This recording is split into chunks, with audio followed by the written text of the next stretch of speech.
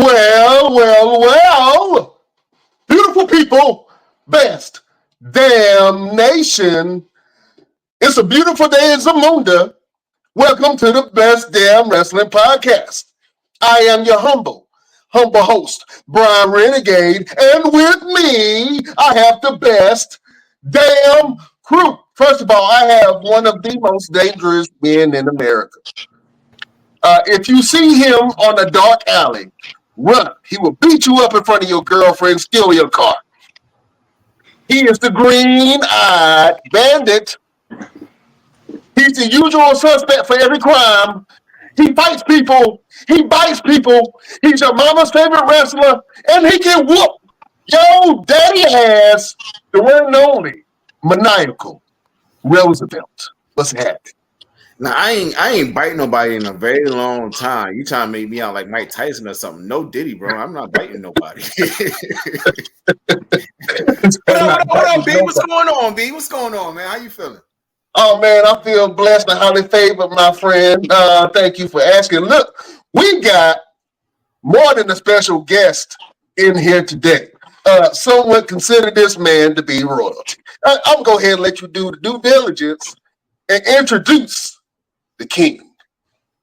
Absolutely. Now, ladies and gentlemen, this is election season, right? This is election season, and we are being cheated. We're being cheated because Kenny King is not on the election panel. He's not in.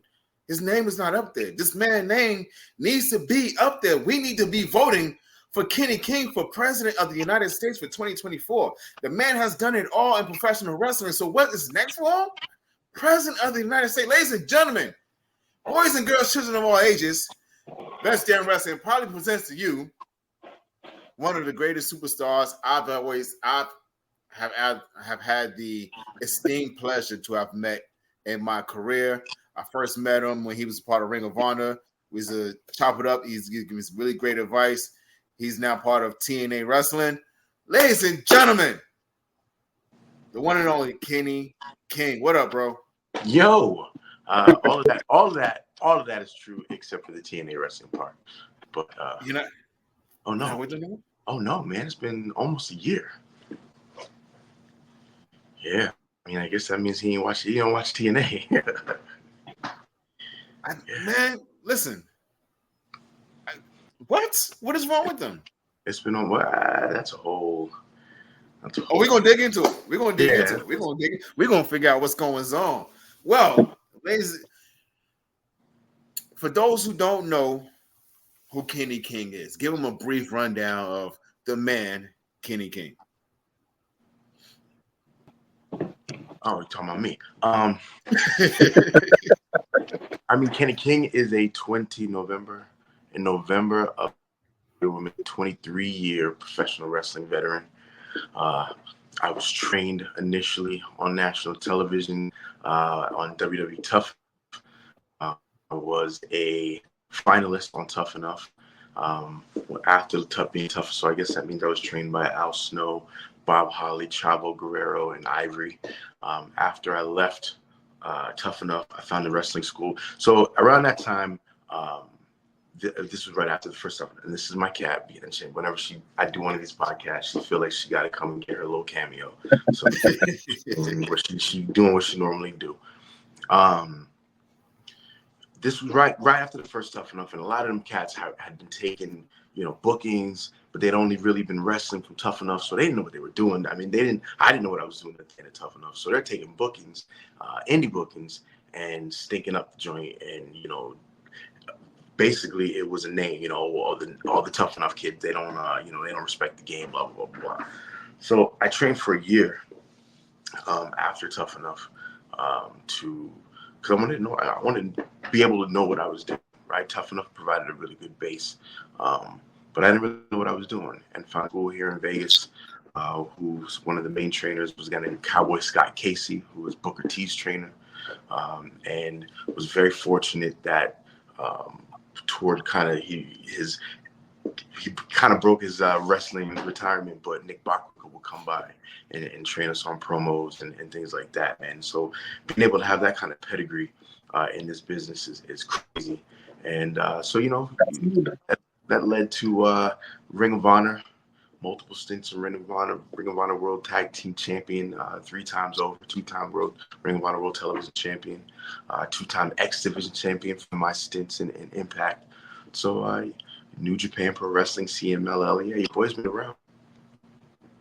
Your boy has been around for sure. Now, I'm gonna let Brian do it, because I know Brian's got a question for you that he's been itching to ask. So I'm gonna let Brian go ahead and drop that question on you, because I'm sure I got a couple. But Okay. I want to go back to the time with Tough Enough, man. Take us through that mentality of wanting to try that competition for the first time, because that's not an easy thing to just go from being green to just jumping on TV. So take us through that transition of what made you want to do Tough Enough. I was playing ball. I was playing football at University of Florida, and I remember watching the first Tough Enough with my homies in the dorm, and all of us are wrestling fans, and watching this is the first time, people watching people jump rope and learn how to run the ropes and jump bags and doing all that, and the whole way I'm like, man, I could do that, man. Man, I could do that, man. They got these suckers up here, bro. If they only, I bet you they never let me do nothing like that, get an opportunity to do nothing like that. Just, running mouth and just enjoying it, right? Because it's the first of its kind. Nobody had ever gotten a peek behind the wrestling curtain like that before. So fast forward, I ended up transferring out to UNLV. Very long story short, my transcripts are held by my previous athletic director. I can't play ball at UNLV. I got a forfeit year eligibility. So I'm just going to school. And I'm going to school, and I open up the student newspaper, and it's a big old 1-page ad. Are you tough enough? And I feel like that's God saying, "Put your money where your mouth is, boy." Now you was talking all that mess. Here's your opportunity. So I said, I feel like the worst promo of my entire career, but for whatever reason, I got picked. The auditions were here. And then, that's kind of how the whole thing happened. Like, it wasn't like I was like, oh, I want to be a pro wrestler, but it was like, well, damn, here's Tough Enough. Let me give it a shot. Absolutely, man. What does your family think about you wanting to get into wrestling? Like, were they gung ho for it? Like, oh man, yeah, that'll be good, or did he not understand the whole wrestling thing? I went from playing college football to not playing college football to now like wrestling, and like in the very beginning, the places that and things like that. Especially when you invite your family. I can remember my dad saying to me, "This is what you traded football for." I'll never forget. This is what you traded football for. You're gonna wrestle in these smoke-filled rooms for your rest of your life. And I was like, well, I didn't really trade. This is how it happened, right? Shit happens. And so it was. And I tell my students now, man, like, nobody really is gonna understand your girlfriends, your friends, your family, your mom, your dad. This is what you want to do. Then it's it's not something. Once you get bit, you're bit. That's it. It's a wrap. So it was. I'll never forget. It's also like, this is quite some time later. But my dad was in sales, and I get a phone call. I need you to come over to the house. So I head over to the house. It was like, client, I need you to sign these 8x10s. I was like, oh, the guy you want me to sign 10s? The guy who was racing his life wrestling. So that's just one of the things. It's full circle, right? Like, the guy who was like, man, you could be doing so much other things with your life. Why are you doing this? Which I can understand as a father, right? Like, I don't want my daughter getting into pro wrestling. So I completely understood why. Now as a father, I understand why. But back then I was just like, bro, you do what you do. I'm going to do what I do. And it was just a full circle moment to sign autographs for his clients when he used to tell me I was crazy. So now as a father, right? And do you have boys, girls? I got one girl. One girl. Would you let your daughter get into the wrestling business? No, absolutely not. No. She would have to be phenomenal one, and absolutely obstinate about it. Like it would have to, it would be it's going to ruin our relationship. But other than that, hell no. I Oh wouldn't. man, I you don't wouldn't. want her to be a legacy. Nah. The Charlotte Flair. Nah. This man, it's a hard road that I wouldn't wish on anybody. You know what I'm saying? Like it's a road that, you know, I don't know if I'd wish it on my worst enemy. It's got incredible highs, unfathomable lows. It's an amazing. I always call it like it's a beautiful, amazing, grimy, disgusting, terrific business all in one bite. You know, and I just wouldn't wish that kid. I think she'd do a lot better things with her neck and spine than. Oh man, I understand that. Man, so talk about making that transition right from Tough Enough in WWE to having to find other work. Right? How long was it before you got with TNA? I mean, it's years, man. Like I didn't know nothing when I left, you know, Tough Enough. Like I didn't win, and I can remember being like, all right, well, they know. I mean, the things Tough Enough. There was a place called WWF New York. I don't know if you remember that venue they used to have in Manhattan, but we did it live there. And obviously, I didn't win, and I remember going straight to the bar. Like, man, I'm about to get wrecked up in here. I'm 20 years old. I'm trying to. That's how I'm processing. Comes over to me as I'm kind of at the end of the bar, obviously not very happy, and he comes over to me and he's like, "Look, you should shake that shit off. Everybody knows you're the best one, but this is just politics." And I was like, all right, well, that's a little bit of consolation. So at that point, I was like, nah, man, I know I got a job. And I remember they came to, I think Raw was in Vegas, and I was like, oh man, let me get a dark match. I got to get, this is when you were getting, you know, they had dark matches. But Al, who's my trainer, Al Snow was like, you're not ready, man. You're not ready. And I remember being so mad. Like, what you mean? And I wasn't. I wasn't ready. And you know, he to this day he's my wrestling dad, and you only get one chance to make a first impression, right? So that was not the one that I'm sure that he wanted me to make, or myself. If we're going back and think about it, I wouldn't want to make that impression so early on in my career when I wasn't ready. So man, I hit the indies, baby. Like I said, I trained for a year before I took any indie bookings. I wrestled in a warehouse every Friday back behind the Rio Casino, where 50 people, 54 people, if you were lucky, was a sellout. And you know, whether it was 100 degrees outside or whether it was 30 degrees outside, we was in there every Friday doing free shows. You know, honing our craft. And then about a year later, when I felt like I was ready, I started taking the indie bookings in California, and then Utah and Arizona. And then, you know, just started kind of making my little indie loop. You know, the beginnings of PWG and some of the other West Coast based, like UPW with Rick Bassman and Cena and Christopher Daniels and Samoa Joe. So, you know, there's just kind of making this little loop. And then I figure that, you know, it's at that point, man, everything was on the East Coast, you know, CCW, Ring of Honor, you know, the ECWA, Super 8, all of these things that, I mean, at that point, FIP was getting hot. So all of these things is happening on the East Coast, and it's just not, it's not what it, you know, what it turned out to be on the West Coast now, but it's far from that. So I made a decision to Florida.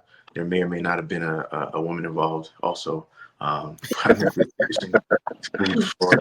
They do that to you, don't they? They make you move, make you uproot yourself, put you in a whole new place. That one may or may not have been a good idea, but it was a great idea. That's how I got my baby. But other than that,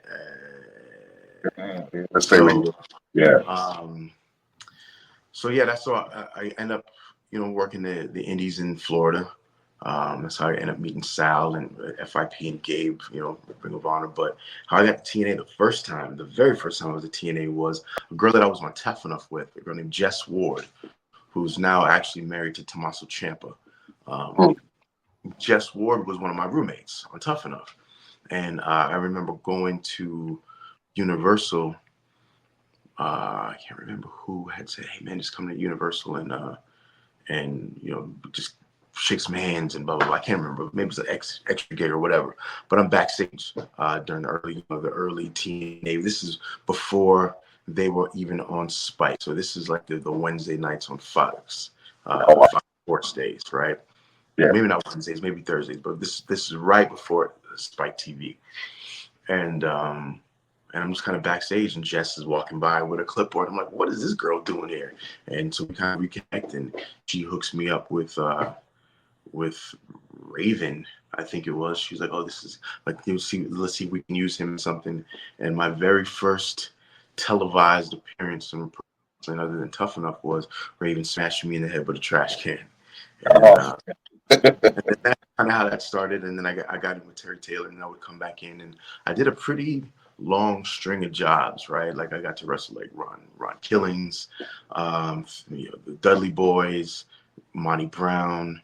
I think I got to wrestle Jeff Jarrett and somebody else. I got to wrestle New Age Outlaws. Like, so it was keeping me around, but not signing me or really giving me anything. Like,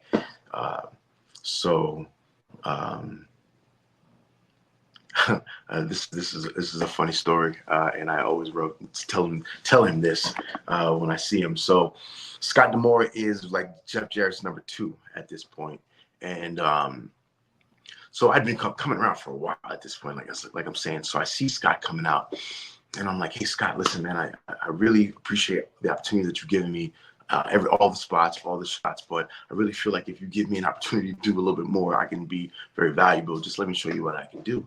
And he says, man, Kenny, I can tell you that we had a conversation about you not too long ago, and it just seems like we're just not quite sure what to do with you because we don't think that you're quite big enough to be the heavyweight division, but you're way too big to be in the X division.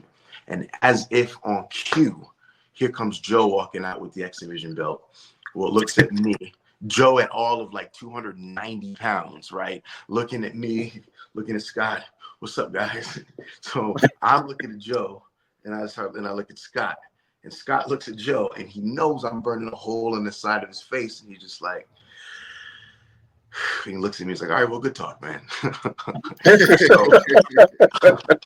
that's kind of when I was like, all right. And not too long after that, did I get an opportunity at Ring of Honor, and then that's where I signed my first deal was Ring of Honor. Absolutely, man. Real quick. I don't know if you remember this picture right here. I'm gonna show it really quick. I feel like that is Shenanigans. WrestleMania. Yes. So that was down in Dallas. We went to the Kevin Nash party that he didn't show up to. Yeah.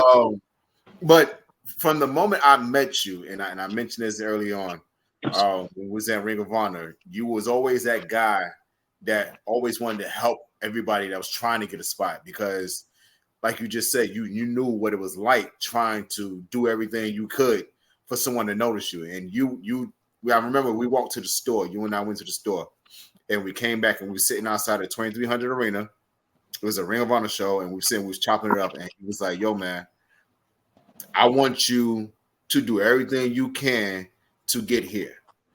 And you said to me, and it resonated to me for a very long time. He was like, I want you to come and take my spot. He said, because if you come and take my spot, that makes me work harder. If you can come take it, come get it. But I'm not gonna make it easy for you. I'm gonna make it hard for you. But if you can come get it, come get it. And that always resonated with me, like, yo, this dude is as real as can be, because anybody else was like, yeah, man, take me to the store and then walk off and be done. You know, but you actually took the time out for a bunch of us. It won't just me, just sit down and just like, yo, this is what you need to do, man. And I feel like you need to do this or go this way or go that way or this like that. So I want to say thank you very much, bro, from the bottom of my heart, from Jump Street. And yeah, this was 2 years ago down in Dallas. We was hitting there out. And it was fun, man. It was fun. I was bent, but I wasn't that lit. I remember I was getting there, but that's the point of remembering. Oh, man. So so with that being said, man, and then you mentioned earlier that Al Snow was one of your wrestling dads. I I know that you've had some influence on some people. So, do you have any wrestling children or people who consider you to be a wrestling dad to them? Yeah, man. I guess at this point, I mean, that blows my mind, man. It really does. Like, I was teaching class on Wednesday, and not Wednesday, Tuesday, and one of my students was like, it's a newer kid, and he was like, "Yeah, man," because I hadn't seen him. He'd been on like 2 or 3 days. So we have a rotating coaches. So I was like, "Well, what day is this for you?" He's like, "It's my third day." I was like, "All right, well, cool. Welcome in. You know, we'll do what you can do." And I was like, "I'm Kenny," and he says, "Man, I know who you are, man. I've been watching you since I was 8." And so that used to trip me out, right? Like people used to say, "Oh man, I've been watching you," because I'm like, "Man, what you mean?" But when I think about it, when I look at this kid, he's probably 22, 23 years old. Yeah. That tracks. He probably was watching me when you were 8, which now it's like, well, I guess that's just a testament, man, to how long I've been doing this and how far reaching what I have done has been, right?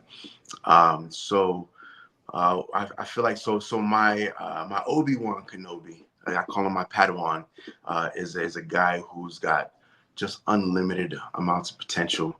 I'm just like, I'm so proud of this kid. Like he's such a damn star, and as long as he continues on the path he's going, um, he's just gonna be the man. And he's none other than the ultimate finesser, your boy Chris Bay.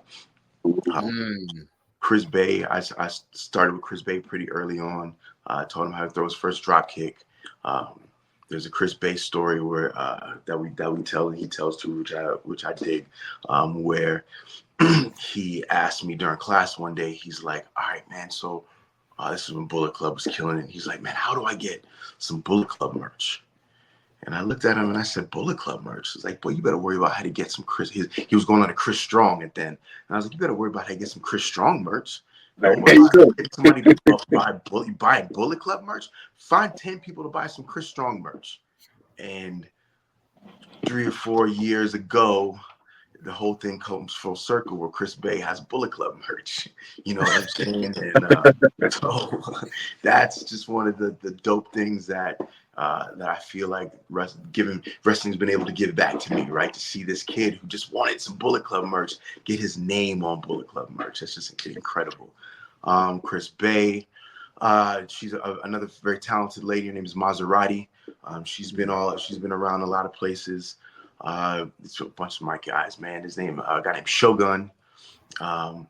There's another group of guys who I really have taken under my wing in the last year. Guys named Lights Camera Faction, Ice Williams, Joe Braxton, and Fresco Matic and Watson. Man, those 4 dudes. Those are guys that I really got my hands on, and those are guys that are going to really make some noise. I had my hands on Kevin Cross. I had my hands on Zoe Stark. There's a lot of people that pass through FSW that I've had my hands on. But those are the ones that I feel like got to answer to me if they mess up. Let it be known, King. Let it No, be they know. known. Trust me, they know. They know. Yeah, let it be known. Well, I have to admit, because I've been watching you since I was 8 years old. I didn't even know it until I figured it out. But man, you were a part of this iconic show that I grew up on Nickelodeon called My Brother and Me.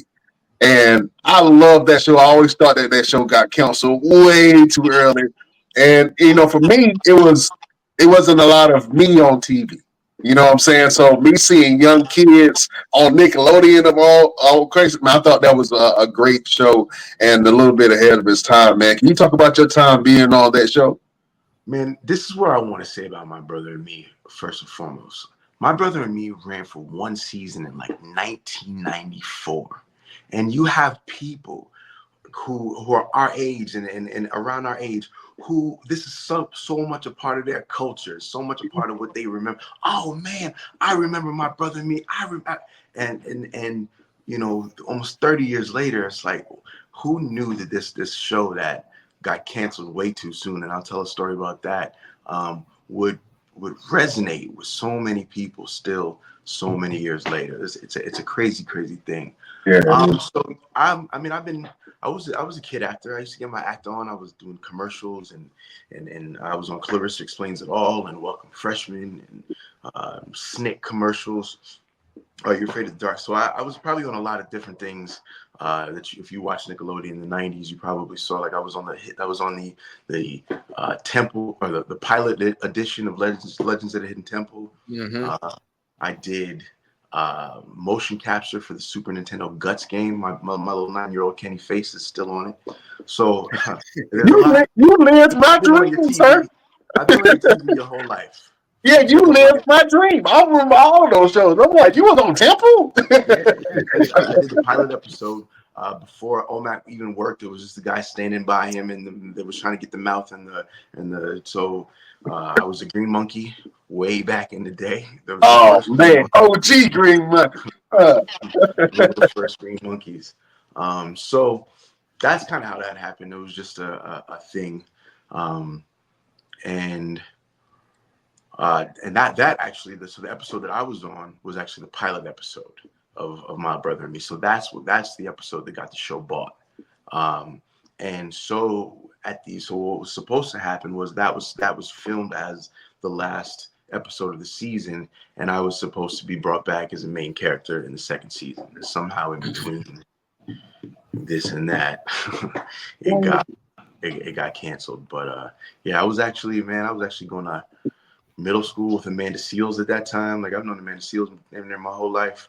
And it's just crazy how that show still, I mean, people still talk about that show to this day. Bananas. Yeah, man. Do you still keep in contact with anybody from those days? Me and Alfie still talk on Facebook or on the gram every now and then. Like he lives in LA and he's LA. Boy, let me tell you. LA. Oh, what up, cuz? You know what I'm saying? What up, cuz? OG, triple OG. Every now and then, like I haven't seen him in a couple years, but he pops in every now and then in Vegas. But we keep up on the gram. I haven't spoken to Jimmy Goo in maybe a decade. He hit me up. Man, I think it was like right after I think it was like some basically when I got back to Impact on Spike, he was like, "Why am I seeing you on TV?" And that was it. Amanda and I don't talk no more, but that's a whole other story. Man, you don't want to mention that story? Is it juicy? Okay, I'll leave it alone. I'll leave it alone. I'll leave it be. Oh man. So your time in the Ring of Honor, you've been part of a bunch of different things, but one of the biggest things that I remember to date is the cabinet. You guys did this entire presentation, man. Like the whole presentation is everything, and the cabinet gave you presentation. Like it was, like I mentioned earlier, you're supposed to be the president of the United States for 2024, and that was the whole gimmick with that whole entire thing. Run us through that and tell us how that whole concept came to be.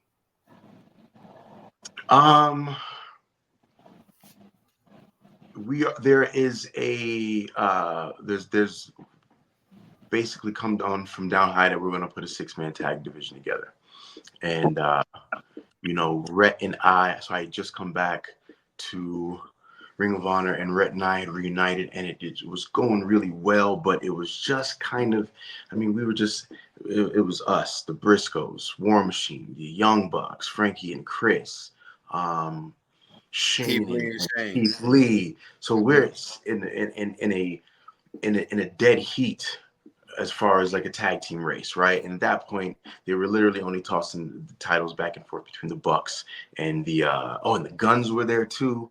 So like there was only, I mean, we're having crazy ass tag matches between all of these teams, but they're only really keeping the Bucks and the Guns, or the Bucks and the Briscoes on top, which, shout out to Jay Briscoe forever. So they're like, all right, we're gonna do a 6-man 6-man division so that we can maybe kind of tighten up some of that log jam. So I'm not even sure how Caprice got involved, but I was like, you know what, that's a good look. I like that. and I think I want to give the credit to Rhett Titus because I don't think that Make Wrestling Great came from me, based off of the climate at the time, right? So I don't think that was something that I was rocking with, but I believe he had sold. It's like, man, we could. This is because, but this was the kicker, right? It was a thing that we had to start, crescendo, and finish by the elections. Because if it was not done by the elections, it had overstayed its welcome, and it would be whack and blah. So that was like, all right, well, let's do it, right? Like it's very like, you know, current events. Kurt Angle actually bit our style because we was the first ones with Make Wrestling Great Again. But you know, Kurt Angle can bite your style, I guess. And so that was the whole thing. It was like, all right, if we're gonna do this, we want to make it as obnoxious and as much of a spectacle as we can, because we needed to get people, because the whole idea was for it to turn into something a little bit more violent, a little bit more like a little more gritty. And so it worked for a while. People kind of hated it, which is fine. That was the idea. But the problem was they didn't have a definitive, like we were like, yo, and I think there was a pay-per-view. It might have even been like, what do we do later in the year? Like Survival of the Fittest, or one of the pay-per-views that we do later on in the year, Ring of Honor. We're like, all right, let's blow this off, Survival of the Fittest, and he didn't have any plans. So it went for like a month, maybe even 2 months, maybe even into the new year as the Cabinet. And at that point, like, there was no steam behind it. Like, it's just like we're all like, man, what the hell? So it was a fun thing to do because it was loud. Oh man, we would take a knee.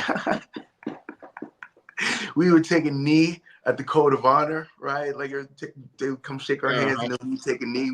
We protest the Code of Honor. Man. Oh, they was mad. Oh, they was. Y'all hit him with the Kaepernick. Oh, so we were doing stuff like that, right? Like whatever was current and pressing the buttons of people. Oh, we was with it. So that was the fun part about it. If you were able to form a team or a faction right now, who's on your roster? Give me like two guys and a lady. Can I give you 2 guys, a lady, and a manager? Absolutely. That's even better. Give me, and I don't want to pull her away from what she's doing because she's doing good, but give me Trish Adora, and just bring me back to, just reunite me, my boys. Give me P, Bobby, and Shelton, and it's over with. Did you say P, Bobby, and Shelton? Yeah. Okay. That almost sounds like hurt business-ish. Hurt syndicate, you know, hurt somebody, you know what I'm saying? I hear that that somebody just trademarked that just recently. So okay. I dig that, man. I dig that. That would be a mean ass faction, man. Y'all be kicking everybody's ass. Because Trish is really killing it out here right now. Trish is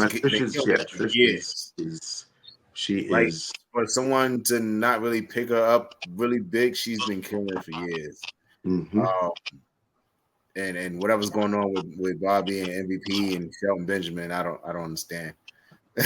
I mean, you know, it's there's no reason why, if you tell me that the Hurt Business carried a global organization during the pandemic, that they shouldn't have had a Bloodline style run. Bloodline's been on 6 years now, 5-6 years. Yeah. So why didn't Hurt Business have a 5-6 year run? Listen, I was so upset when they broke up the Hurt Business because I had just bought a damn shirt. I had just bought a shirt, and then the next week they broke up, and I couldn't understand why. And for some reason, they kept the Hurt Business away from the Bloodline at the time, which I wanted to see them feud, but make the money, money. Right? But that's the first time that I've seen men of color, right, at the top of the industry, at the top of the card, in two factions, two dominant factions doing it like that, man. So hats off to all those people. But I wanted to see more from Bobby and especially P, man. I thought he was going to stay around for a while with Almost and try to do some things. But I think that he has an unsung story too, and he is a Miami legend in him in itself. You know what I'm saying? Absolutely. Absolutely. Can you talk about the wrestling scene down in Florida, man? Florida got a pretty decent wrestling scene. I know you're in Vegas right now too. I'm on the West Coast myself. I'm in Phoenix, so I know they have they have a wrestling scene that's starting to burgeon here, and they got WrestleMania in Vegas next year. But can you talk about the Florida scene in wrestling? Because you have wrestling cities, right? And I know that North Carolina is one, and Florida is one as well. So can you talk about the wrestling scene in Florida? I mean, I can't speak to it too much right now, right? But when Right. I was in it, much like everywhere else, you got your levels of shows, and you got C level shows, B level shows, and A level shows, and then you have guys trying to bust their hump to get to the next level of shows to get seen. Orlando was always, Orlando, Tampa area was there was a FIP used to run in a place called Crystal River, where I used to say, man, there's more. There's more. It was more seats than teeth in the building. But they would get in there and they'd pack that house in Crystal River. They'd pack the house in Brooksville, which is another place outside of St. Pete. Go down like around the Miami area. There was a guy who was a Haitian guy named the Falcon, as a matter of fact, who was running shows at the Davie PAL, which is right outside of Miami. There were like Haitian community shows and big shows where literally all these kids would come out. So it was, it was just like everywhere else, right? I feel like every state has got it's almost the exact same scene where you've got a guy, one promoter who feels like because he runs bigger shows, he can tell other people where to wrestle and where he can't wrestle. You've got guys that are just running, bootleg shows with bootleg rings and bootleg people just to get people in the door. And then, you've got people that are beefing over dates and talent and all that other kind of stuff. And then you got about, out of all of that, you have about 5 or 10 guys who are in it to win it. And those are the guys that you'll be seeing on Mondays and Wednesdays and Sundays, Absolutely. Real quick. So you've worked for Sinclair Group, you worked for Scott D'Amore, and you worked for WWE. If they all were to call you right now, who are you putting your stake in with the confidence that they will be able to take care of you the way you need? I mean, if they all called me right now, I mean, I feel like I haven't had an opportunity to showcase what I can do on the biggest stage. I feel like I have built enough of a foundation. I feel like I've built enough of a reputation where whether I can deliver in the ring isn't even a question. So I feel like being able to do that amongst, what they consider the best and being in the machine. So WWE would be my choice at this point because I just, I feel like that is where I guess those 3 letters kind of validate your existence in professional wrestling. So that would be for that, so that I could apply where I am right now, which I think is probably about as good as I've ever been to at this stage in my career, to go there and be this good and show everybody that I've been this good all along would be pretty dope. Scott has a company. He's just starting to get off the ground in Canada.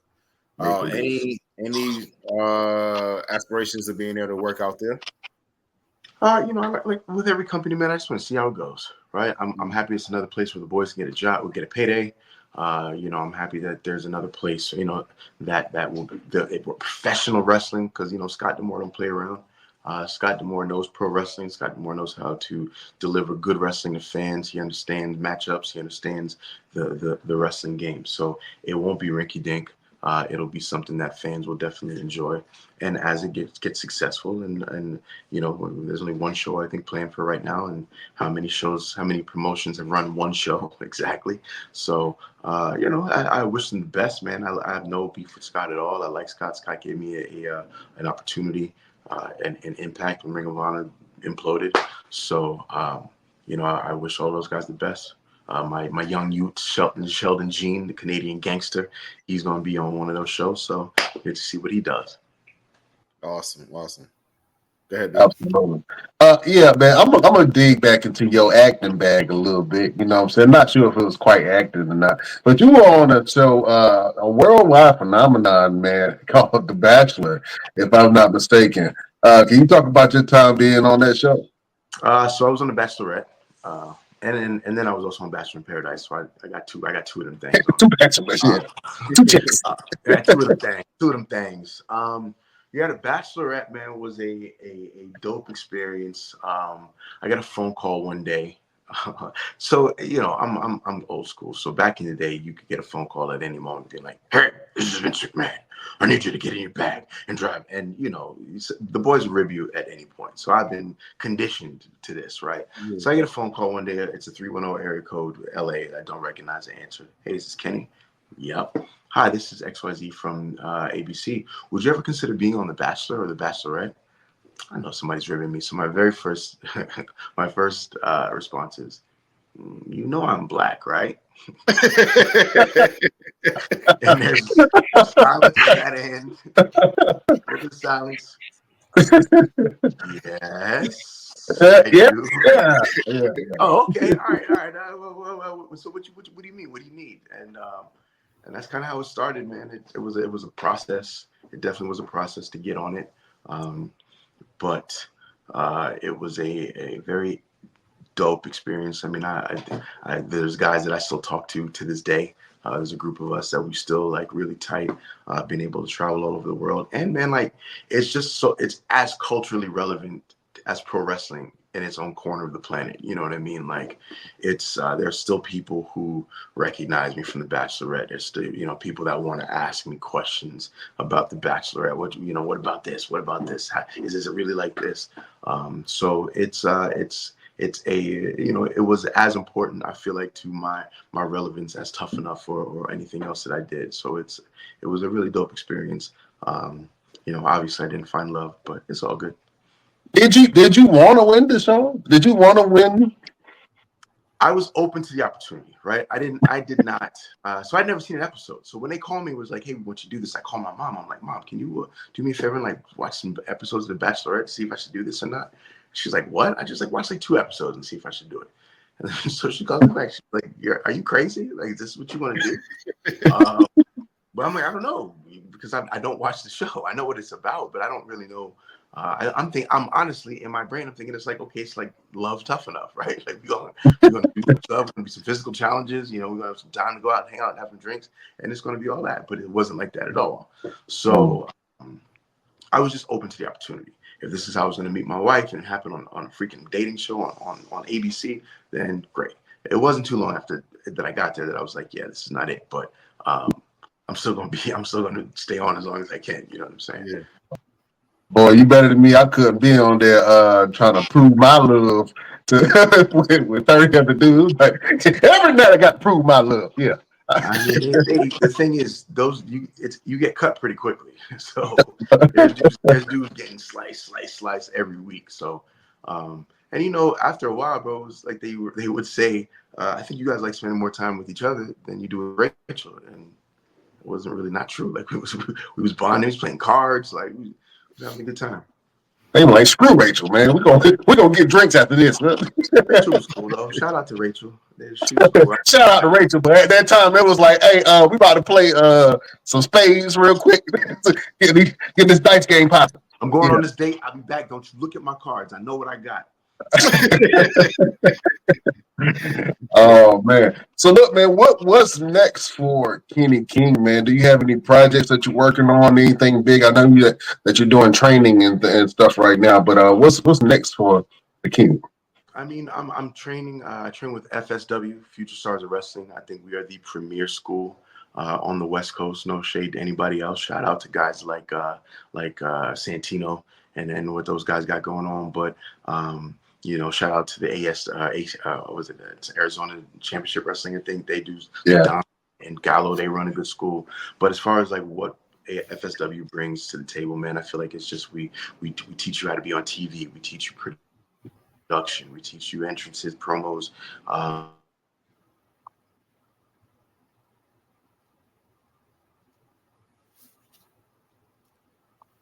think we got kind of lost Kenny for a second. Give it a second. You may come back on.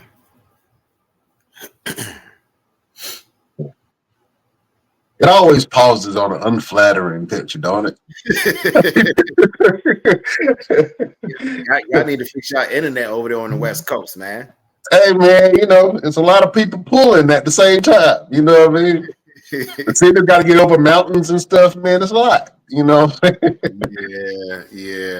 We're going to give it a second, see if we can get Kenny King back on here. But it's been a great interview so far. And, man, it's so good to be able to chop it up with this man. I haven't seen him.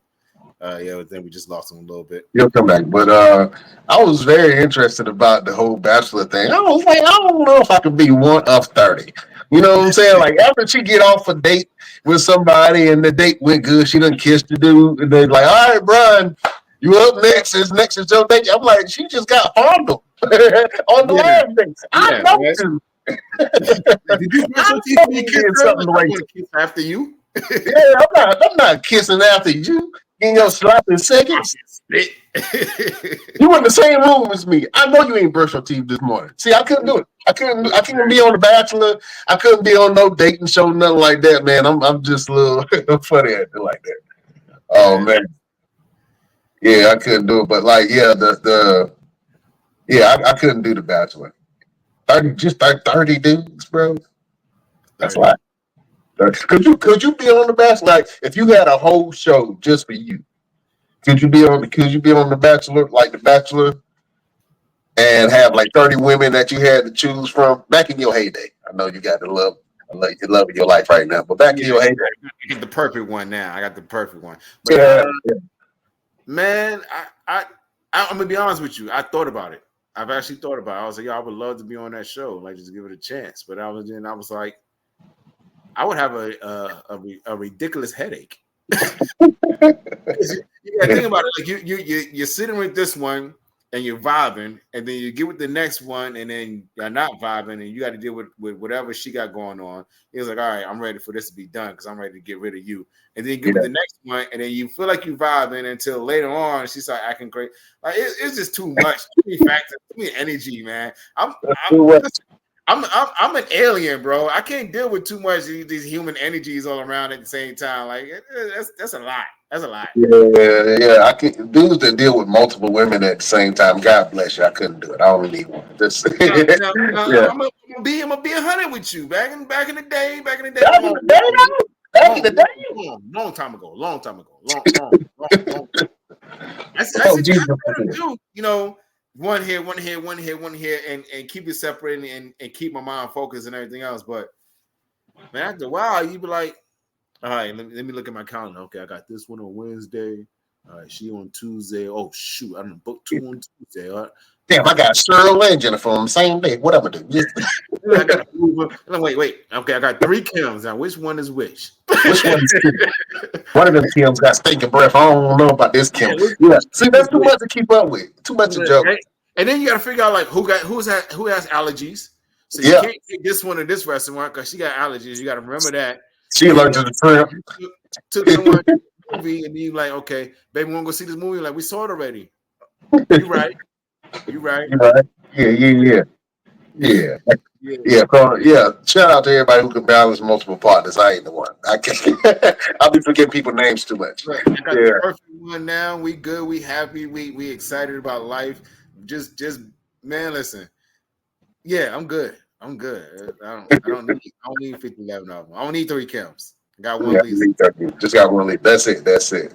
Oh man.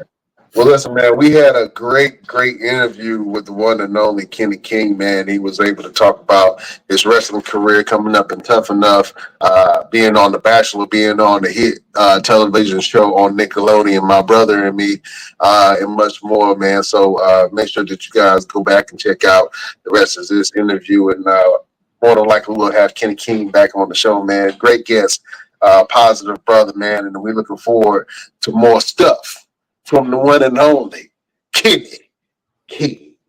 Absolutely. Roosevelt, man, what you got going on, man? Man, right now I'm packing, bro. Packing. Packing up the house. Packing up the house. You gotta be specific when you say certain things. I'm forget. We're in 2024. I'm packing up the house. I'm packing up. There he is. He's jumping back on right now. Here we go. King. The King is back. Didn't realize that my phone was not charging. Oh, it's all right, man. It's all right. It's all good, King. Well, look, when you left, Roosevelt was talking junk about you. You know what I'm saying? He said that he said all kind of stuff about one of your aunties. So give me one example of what I said. Tell me one thing that he said. Huh? It won't positive. Anyway, he always got some beef with everybody on the show, man. And so we got this segment on the show that allows you to do some back and forth banter, man. So we're going to do a promo battle between you and Roosevelt. It's going to be a slobber knocker for the ages. It's going to get bloody in here. Beautiful people, prepare yourself because we are going to war.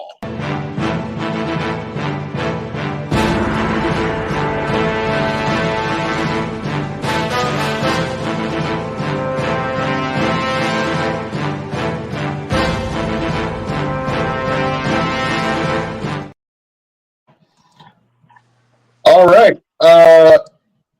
Roosevelt, you got who you going first, or you gonna let Mr. King destroy you? Let the King go ahead and go and drop his gems. All right. King, you got up first. All right.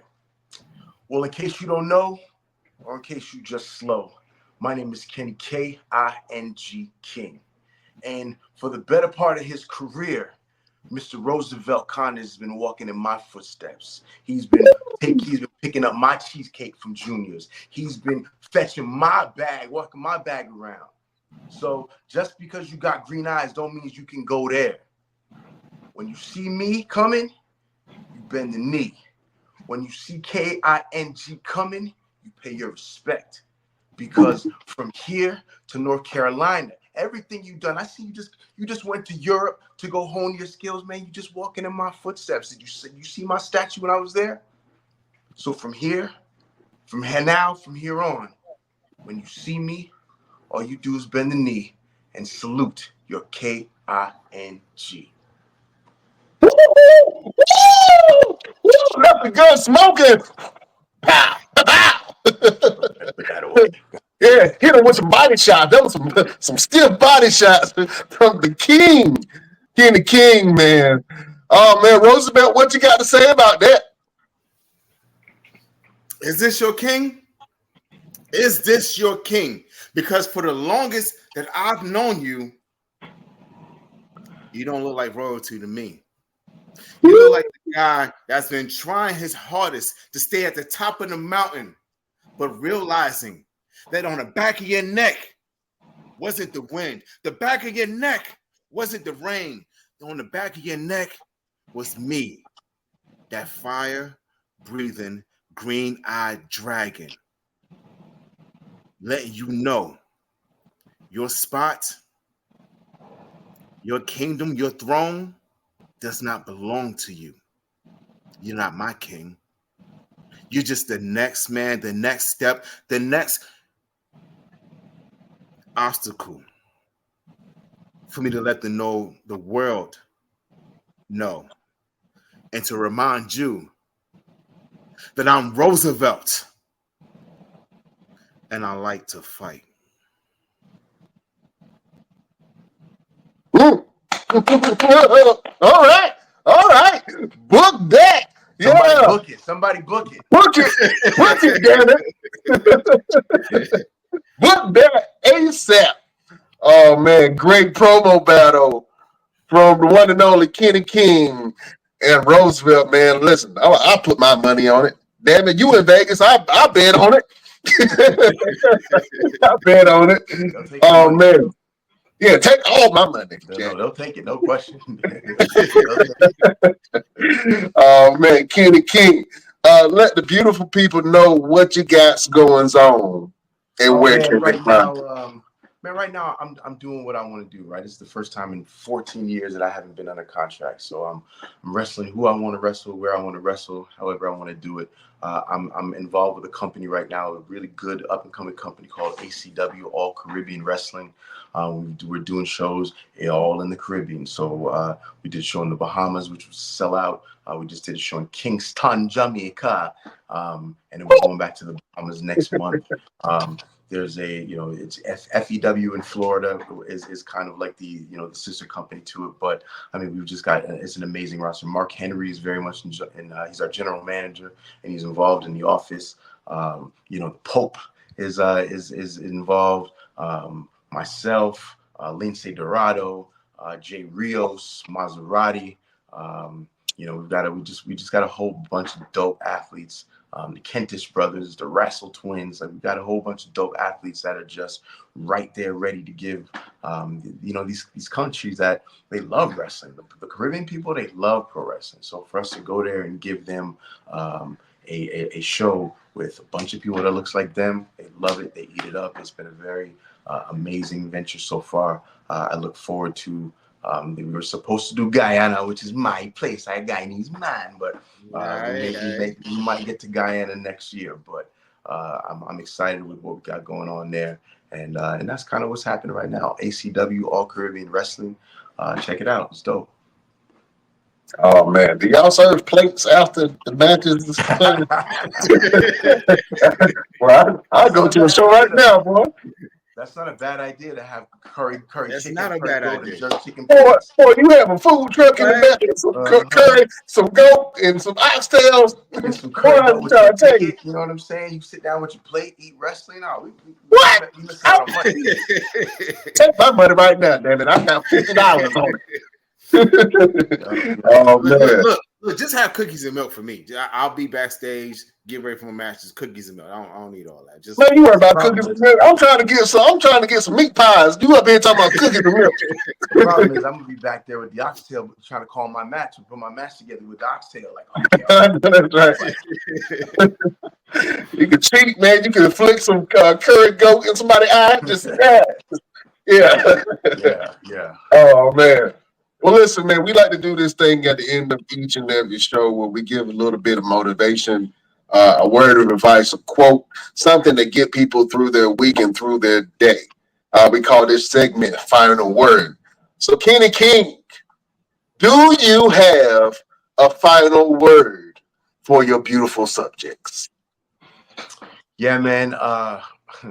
It can look real sideways sometimes. It could look real dark. It could look all kinds of ways.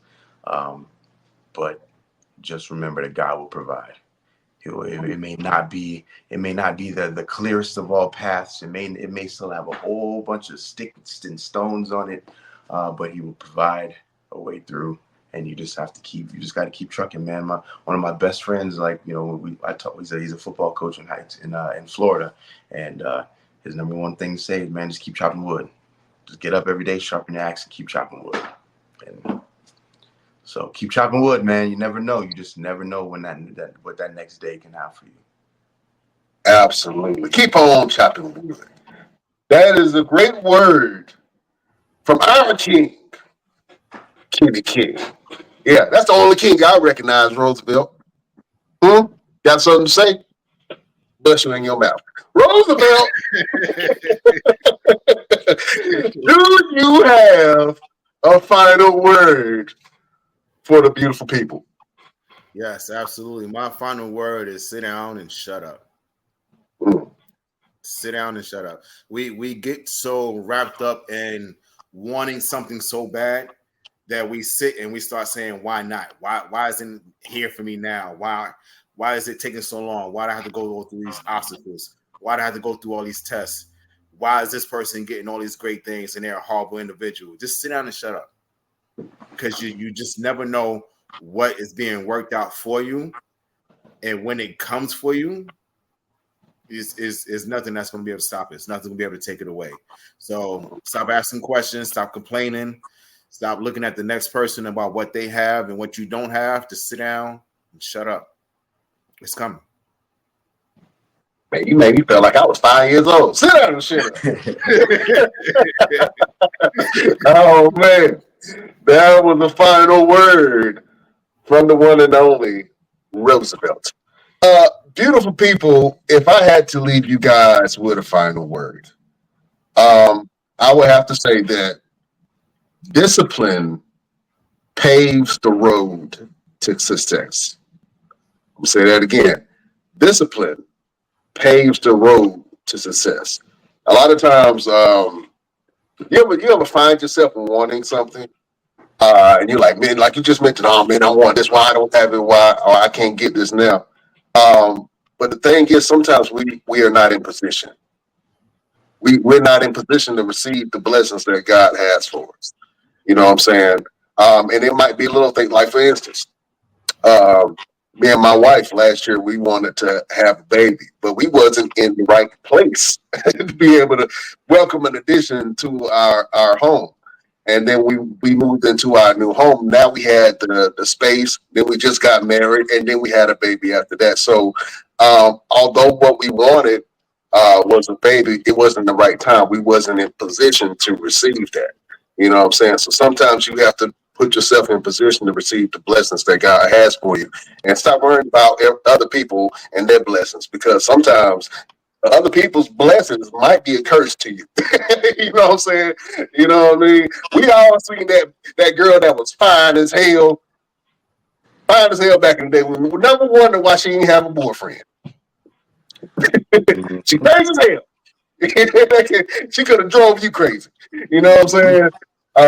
But yeah, sometimes you have to put yourself in position to be able to receive your blessings. So discipline paves the road to success. Just be disciplined in the things that you want. If you want to lose weight or stay in shape, you have to exert some discipline. If you want to be a good father or a good husband, you have to exert discipline in a lot of ways. You know what I'm saying? So just be disciplined, man. Stay down. You know what I'm saying? Stay strong. And keep on walking until you reach that success. That is the final word from your boy, Brian Renegade. I got high on that one. Good word. Oh, man. Kenny King, you were a great guest, my friend. Thank you so much for being on this platform, taking the time out, man. We really appreciate you sitting down and chopping it up with boys, man. You're welcome to join the show anytime, and we would love to have you back on here, man. You're one of the alumni of the show. We've done had some of your partners on the show. You know what I'm saying? Oh, Rick Titus been on here. We had both of them, Caprice and Red. We had Caprice and Red Titus up here. Okay, that's my dog. That's my dogs right there. Yeah. So you part of the alumni. So if we ever need to assemble the Avengers, you are part of the squad. You know what I'm saying? Just flash a crown in the sky. I'll be there. There's gonna flash a crown in the sky, and the king will be there. Yes, that's what I'm talking about. Oh man, listen, I want you to help me end the show. Is that okay? Sure. All right. So I'm going to say, we will see you next week on the next best. I'm going to point to you, and I want you to say damn. But I want you to give me a damn that only the king can give. Beat from your bowels. You know what I'm saying? So you got me. One of them Ron Simmons like dams. That's the first thing that came to my mind. So yeah, one of them deep Ron Simmons dams. All right. Got that you can only get from the king. All right. Beautiful people, we will see you next week on the next best. Woo! That was good. That was good right there. We need that soundbite. Wrestling podcast. Kenny King. Oh man, thank you for being up here, my friend. We got to do this one more again. I'll be down. I'll be down. Just let me know when. My man. Hopefully, when we do it again, it'll be in preparation of or after you and I step in the square circle. Hey man, just call somebody to book them. Tell them to send me a plane ticket. I'll be there. Cut the check. Tell them cut the check. Send me a ticket. I'll be there. Hey, you guys have bags going on and in heaven right now? travel. Travel, hotel, food, per diem. You know what I'm saying? All that. I got Curry Goat in my rider, so you know what I mean. You on that thing. Absolutely. Oh man. Well, thank you for joining the show, my friends. Beautiful people. We can't hold you no longer. You can check us out on all platforms on Instagram, Facebook, Spotify, iHeartRadio, wherever you get your podcast, you can listen to the boys on the Best Damn Wrestling podcast. Shout out to everybody in Brussels, Paris, Australia, London, all those places that listen to the boys at the Best Damn Wrestling podcast. We appreciate y'all. You could be doing anything in the world, but you're here listening to us, and we love you like step cousins. Beautiful people, we will see you next week. We bid you adieu.